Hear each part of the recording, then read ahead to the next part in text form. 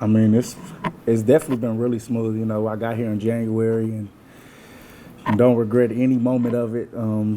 This is what we worked up for. You know, this is the vision that I seen. Honestly, I mean, when I broke it down to like my family and things like that, every year there's multiple teams in college football who had a losing record the year before, and then the next year they go on to do things like this. So I already had this is how I had it mapped out in my head, and it just happened to work out like that.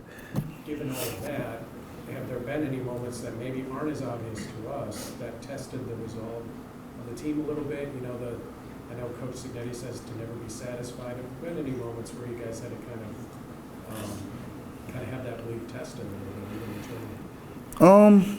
I mean, I would say we really got tested at Ohio State. You know, things didn't really go our way, but I don't think there's been something like to where guys kind of feel like, hey, we've arrived. You know, I don't think there's been that type of mentality. You know, I think with everything we did, it was a process oriented, and you know, we just kind of followed the process, and we're here now. As much as you had that mentality throughout the season, just what was this weekend like watching the selection show, seeing Indiana's name pop up on there? Just what was that moment like to kind of see Indiana pop up on the screen? I was super excited. I'm sitting there waiting. Every time they go to commercial, I'm like, come back on.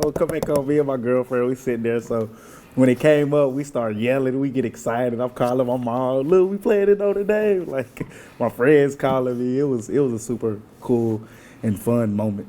Have you enjoyed most of the season? What have I enjoyed? Yeah, what have you just enjoyed? I mean, winning is obviously a good feeling, good make the playoffs. What you kind of look at this body, you know, this last year for you.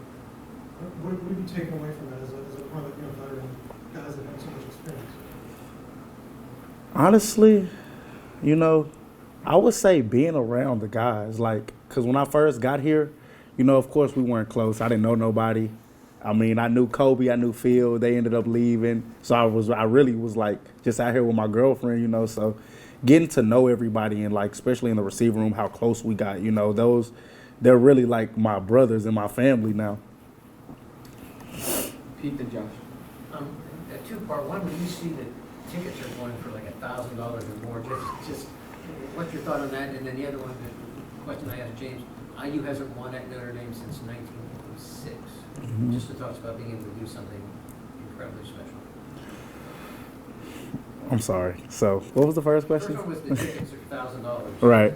Just your thoughts on the interest for this. I mean, that's wild. If my family ain't got a ticket, they not gonna be coming. So, I mean, I thought that's like NFL games. I could imagine. I've never been to one, but I mean, I could imagine that's like NFL prices, you know. So I think that's kind of cool. And then what was the second question? The other one was that IU hasn't won at Notre Dame since 1906. Just the opportunity to do something. You've already done a lot special, but even more special. Right. I mean, honestly, I don't even think that's a great stat. I mean, I did know that, but you know, I just think it's all about the process. You know, how we prepare, things like that, and I think everything else will take care of itself once we get out there on Friday. Josh and Daniel. Myles, you've been here since January, and you guys have had a massive impact on the Bloomington community. Do you guys notice that at all? I mean, yeah, people always kind of tell us. I think that's when I really notice it, you know, and especially when I look back, like, on what the games looked like and now what they are. It's like it's very exciting to see, and I'm glad I'm here to be a part of it, you know. Daniel. On the Irish, I want to say they're number 3 in is it air yards allowed, or it's obviously a high number, but just what about them from what you've seen on film just is so impressive about them? I would say how hard they play. I think they all play really hard. They get to the ball. They're physical, you know. They have really good players on the front end, and then really good players on the back end. I think they just have a lot of things that kind of complement each other. There's a notion of players over plays. I'm curious where you lie on that. Say it again? Players over plays. It's kind of like yeah. Yeah, so I get what you're saying. You know, I mean, the players out there, we're the ones that's playing, you know, so sometimes you might not have the perfect call, but it's on us to execute it, you know? Will and Zach. Myles, you talked about in January, you had to explain to your parents why you wanted to come here. Mm-hmm. And then you got to make that phone call, you guys are going to playoffs.